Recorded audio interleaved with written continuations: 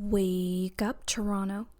I'm hoping it's been a fantastic week so far for all of you. We're halfway through August, and I'm just amazed at how fast this summer has gone by. And maybe it's just me, but I swear when I was in my teens, time was slow for absolutely everything. Like, how many of you guys remember lying in your beds, counting down the hours, minutes, seconds even, to your birthday and being the first person to wish yourself right at 12 a.m. But often, straight out of boredom or tiredness, you couldn't stay awake and you just passed out. It's the same thing, I think, for taking a nap. So when you're younger, you're like, hey, I'm going to take an hour nap. And you close your eyes, and when you wake up, only like 20 minutes have passed by, but you have so much energy to go on with your day. It's like nothing. But now, when you schedule in a nap, which is a total privilege, you look at the time and you realize you slept for more than an hour. And that sets you back for all the things you need to get done for the day. Now, it has me thinking, are we trapped in a different dimension? And no, I'm not going to get into one of those TikTok debates with glitches and conspiracy theories with creepy AF music playing in the background. But, like I was saying, time's flying on by, and I think it has a lot to do with the things we occupy ourselves with that makes the hours go by unnoticed. Not to sound super deep, but in the last, solid, I would say 5 years, I've begun to appreciate time. Literally every waking moment, and particularly who I choose to share my time with. That's a big deal to me. You know what? Scratch that. I think we're doing this. Let's navigate this topic. So, I believe those who realize or live by the saying life is too short will definitely get where I'm going with this. At some point when we grow up, life isn't as simple anymore. We've gone through things, we have responsibilities, it's complex to say the least. We've experienced, new beginnings and endings, love and pain, success and even failures. There can never be one without the other, that's for sure. And on this spectrum of emotions, no one can have a 100% happy life or 100% sad. It comes and goes as seasons do. So when you look at it as an adult from that perspective, you no more have that free time to explore or give away your time frivolously. What happens is it transforms into investing and comes in the form of scheduling. And of course, it's up to you as to how you want to organize that time.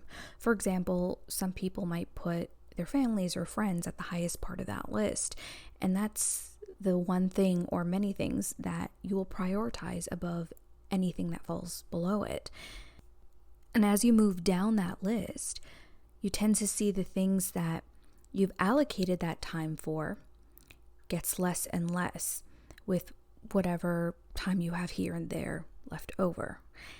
So these things that you have on the list closer to the end, they are important enough to get done and are deserving of whatever time you are investing, but certainly those things won't make or break you, if that makes any sense. So in a way, you're honing to your peace and you'll protect it at all costs, even if the outcome looks like that you have to revisit the very little time you've given to those things on the list and completely remove it forever and replace it with other things, whether they be temporary or lasting. It's up to you. And I have to say this, don't be afraid to do it. Because if you know your time is valuable to you, you'll know that these decisions are necessary for you to live your best life.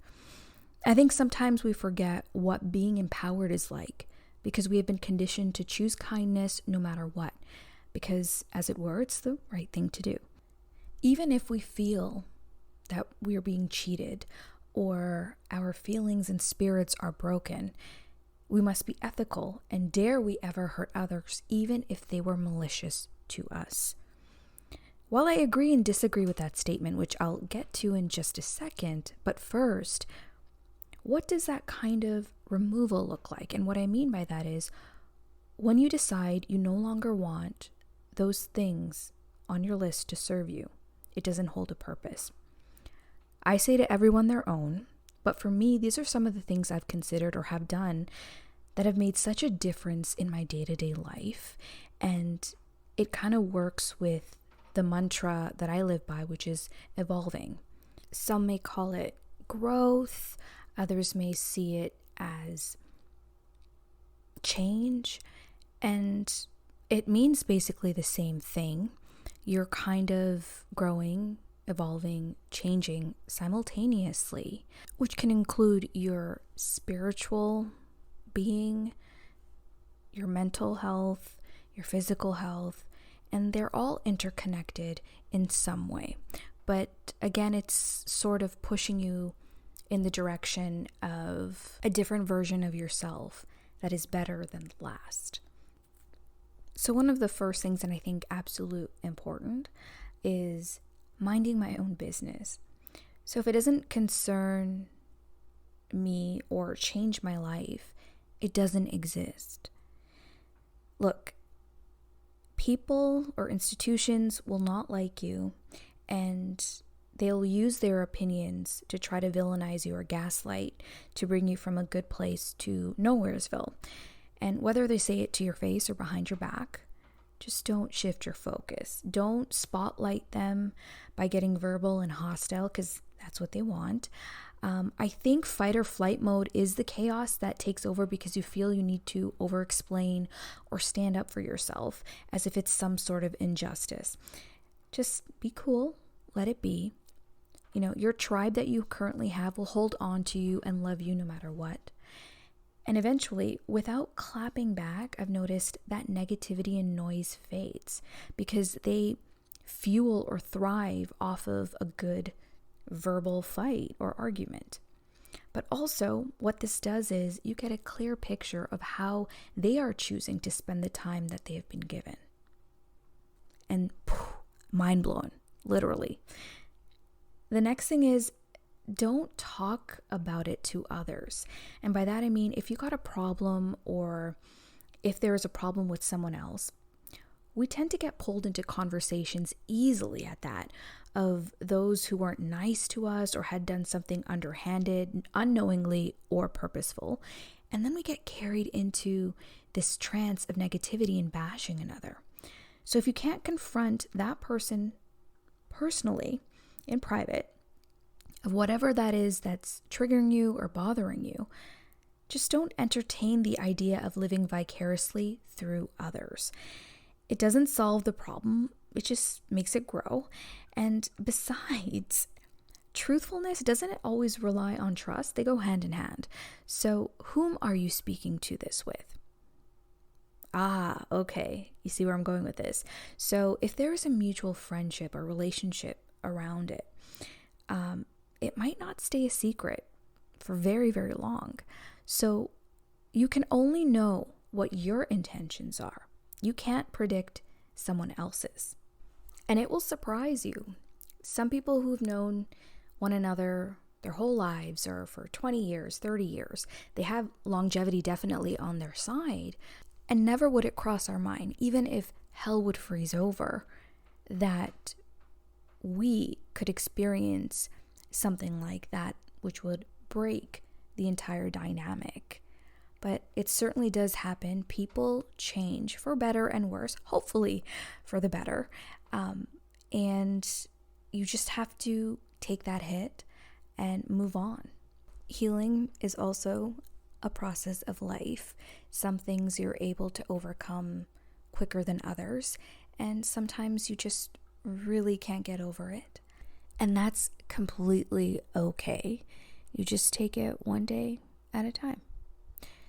Journaling is the next thing, and I've been doing this since I was about 12, but it's become more consistent in my late 20s and now. And I've put, things like my dreams, nightmares, or whatever I can really remember. And I also include like the recap of my day and just creative ways, of how to capture that moment in time.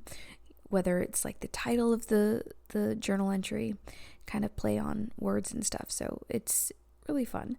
And this actually doubles up for those who tend to share feelings that are deep with others.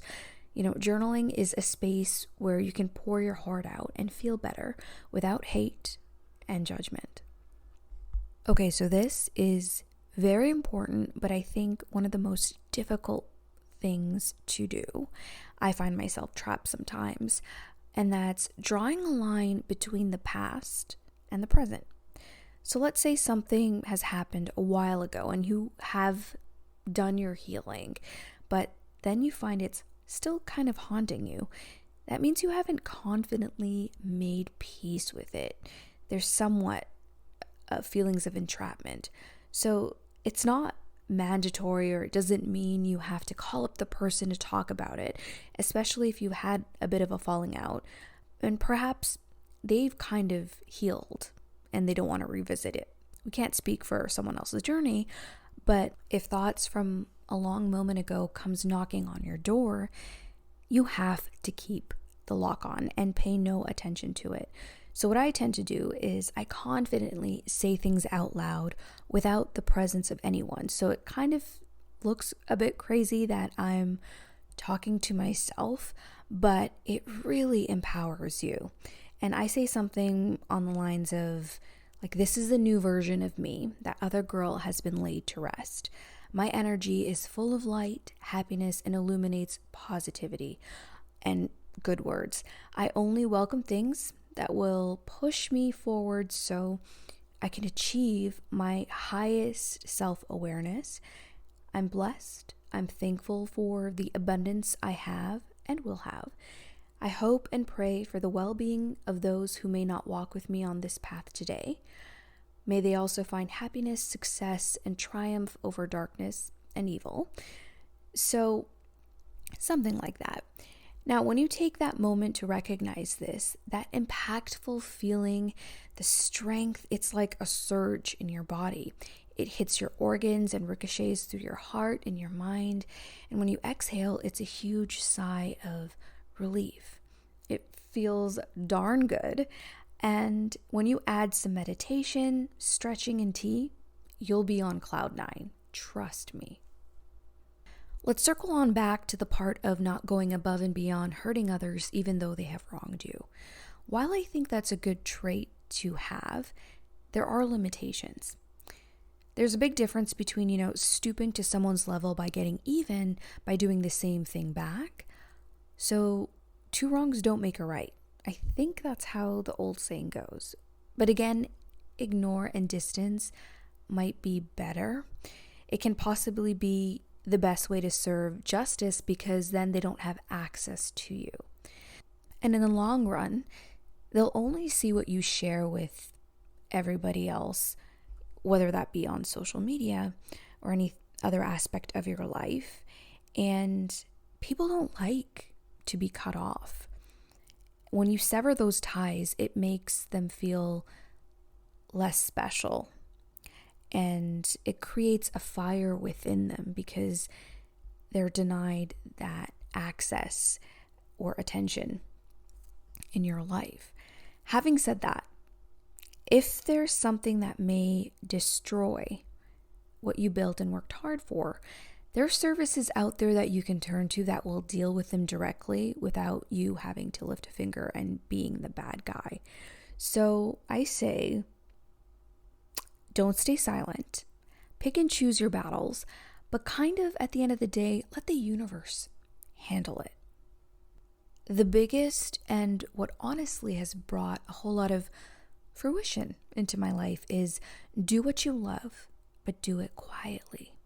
You don't need to announce every win to the world. Your biggest fans are in your life and get backstage passes to all that's going on. So don't feel pressured to take to social media or obligated to tell someone and document it. Ventures usually stick when they're kept on the down low. If things are in full gear, let's say the project is complete or near completion, whatever it may be, by all means, share it, talk about it. But I've learned from my own experiences, prematurely sharing or talking about something can lead it to slip away because obviously it's about the energy and what vibes are coming in. Think about it. How perfect is it to share a secret that is super special to you with genuine humans who want to celebrate it and not use their venomous fangs to poison your name or what your dreams are? So these are just little crumbs of wisdom, I've gained in my life. And boy, do I have so much more learning to do. And I'm not afraid to be a work in progress. I find imperfection so much more attractive than being polished all the time and prepared with the right things to say at the right time. So just embrace that imperfection and you'll go a long, long way. Now, for you listeners, when you look at time, what does it mean to you? Leave your thoughts in the comment section below. And I feel like this discussion today sprang from a movie I recently seen. I actually stumbled across a scene on TikTok, and I don't know how to say it without giving too much of the plot away, but this was an iconic scene and kind of graphic. It was of a black maid who took revenge on her white employer who had fired her, saying she had done something wrong. I think it was she stole something, but she actually didn't. So as an apology, the maid baked her a pie, and she was a very good cook. And the pie was very, very popular with her employer. So the white lady loved it, but the maid had put a secret ingredient. I think she had like 2 slices. It was that good. Eventually, the ingredient was revealed, and it was the maid's excrements baked in that pie, if you know what I mean. So the movie's name was The Help, which was released in 2011, and it basically, the synopsis is a young white woman who's an aspiring journalist named Eugenia Skeeter is her nickname, and the story focuses on her relationship with 2 black maids, Aibileen Clark and Minnie Jackson, and this happened during the Civil Rights Movement in 1963 in Jackson, Mississippi. So I think it's 2 hours long, the duration of the film, and it just from start to finish, it's wow. Octavia Spencer and Viola Davis were phenomenal, and Emma Stone did a great performance, and I have to admit, I laughed and I cried a whole lot. And initially I decided to play the movie while I did some housekeeping, so it would be just background noise. But man, I was drawn into it like a fly to honey, and I really recommend it. And I know I watched it years ago, but I don't remember it at all, not even that scene. So I'm glad I rewatched it because I'm never going to forget it again. This weekend, though, has been pretty crazy in my household because I've taken down the spring and summer decor and put up all my autumn and fall stuff. I'm just waiting on the pumpkin spice to hit the coffee shops before I buy my favorite teas and coffees in that flavor. So Michael's Craft Store, Dollarama, and parts of Walmart have already, as usual, put out their back to school and fall items. How exciting, right? And the reality has set in for a lot of parents with kids where they have to hit up a Staples, grab stationaries, and look through the school supply list, go shopping for clothes, get the best discounts and deals. Of course, do they still do Old Navy commercials and stuff? I don't know, but back in the day, that was a huge thing, like clothing commercials, back to school shopping, 50% off. A lot of time was invested in that. But yeah, I have yet to swap out my spring and summer decor outside, so I'll probably do that this weekend maybe, or the start of next, because it's already started to get cooler in the mornings and at night. Plus, my neighbors are on the same page because they beat me to it. That seems like my cue to get on started.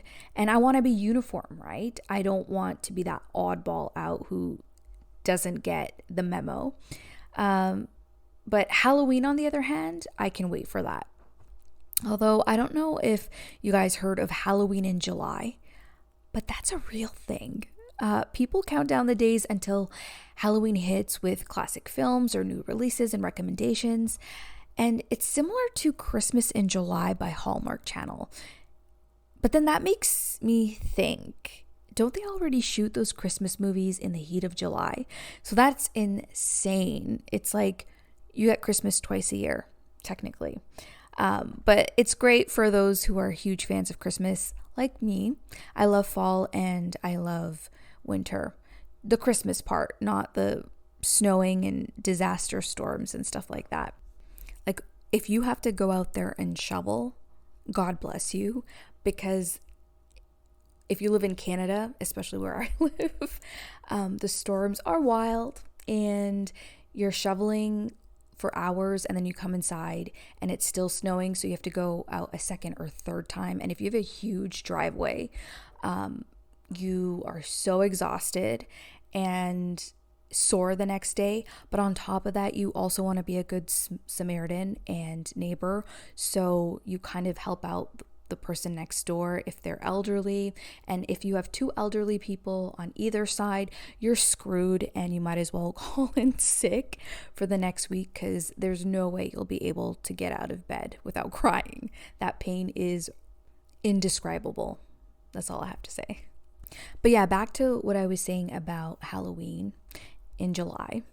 There are quite a few new releases of movies that's happened this summer. I think Insidious 5 came out. There's Silent Hill, the Nun movie, and I believe another Saw movie is hitting theaters this October. So franchises are really pushing out sequels.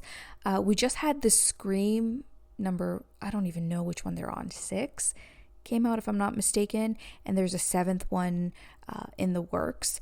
So I love horror movies only when my husband's around and he watches it completely while he explains it to me, because I don't do jump scares well. Like, I'll have nightmares for the end of time, pretty much. Like, I get these triggers. Yeah, comment below what your favorite Halloween movie is, or horror movie, and why. Let's switch up gears for a second. I enjoy a good comedy, and I have yet to check out the whole Barbie hype, because I've seen, people getting all dolled up in their pink clothes and their Ken doll swag. And, I really, really want to do it too. Peer pressure. No, but I'm probably going to go because of how dreamy Ryan Gosling, America Ferrera, and Margot Robbie look. Like, oh, my heart. It's so adorable. But guys, one underrated movie, a comedy one that I saw last week, was called No Hard Feelings, and it has Jennifer Lawrence in it, and I was LMFAOing the entire time. So it's about a 30-something-year-old being paid to date an 18-year-old who is off to go to college in the fall to Princeton, who happens to also be, and this is very important, a virgin. And so the family wants him to kind of grow his confidence and be prepared for adulthood, pretty much. Now, Jennifer Lawrence, we may love her from the more serious role she played in the Hunger Games series, but this movie plays on her comedic stance, and it is brilliant. You'll be laughing so hard with the crude humor, and she gets buck naked in the movie for real, so there's no CIG crap. And I have to say, it's not a family movie at all, so don't do it. And Jennifer Lawrence in general is super funny. If you've ever caught any of her interviews with Jimmy Fallon and stuff, she's open and doesn't hide how drunk she's been at majority of the parties that she's attended, including the Kardashians. Or, the stuff that she's said when she's under the influence would make many of us like curl into a ball and want to die, but not her. No. But it was the only time, I think she put out a movie that showcases her fun side, and it was really, really good. And I hope she explores comedy some more in the future. Anyways, guys, I'm going to end it there. That's a wrap on today's show. So I'm wishing you a safe weekend, and we'll be back for another one next week. Much love from me to you. Mwah.